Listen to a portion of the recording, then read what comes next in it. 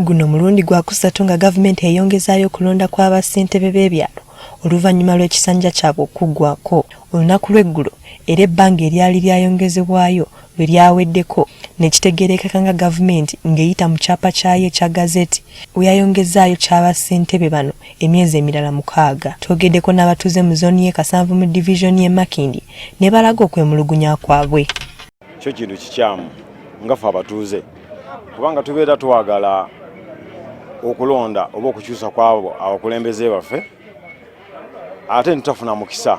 Era tubeera tusaba gavumenti etuyambe okulonda kuno kubeeyo kubanga abantu balina okwagala kungi n'okuyayana balina kunene nnyo mu mitima gyabwe baagala kukyusa mu ebyo bye baakola oba bakola nsobi mu kulonda baagala kuzitereeza. Babakiise ku lukiiko lw'ekyalo kino ekya Kasanvu bagamba bakooye buli kiseera okulonda kuno kwongezebwayo. Nti olumu obeera olowooza nti kiseera kya kunoonya kawulu ate ne weesanga nti nno ky'oba otaddemu okunoonya akawulu weesanga bamazooni bongezaayo okulonda. Ate abamu ku bassentebe bategeezezza nga kino batakirinaako buzibu era nga bakusigala nga bakola emirimu gyabwe. Gavumenti bw'eba egambye teri ssente z'okulonda era tujja kugondera ebiragiro bya gavumenti.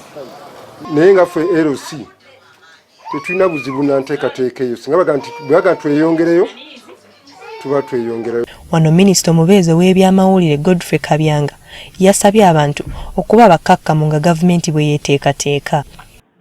Minisita wa local government kati ayongezaayo ennaku 108 so abantu babeere bakakkamu bwe tulaba nga tufunye ebisaanidde kukozesebwa okulonda kujja kubeerayo.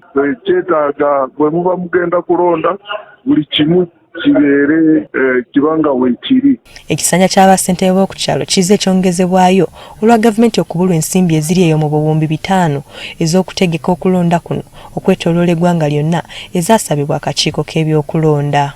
Rachel Mugabi, Agafeeyo ku Spark TV.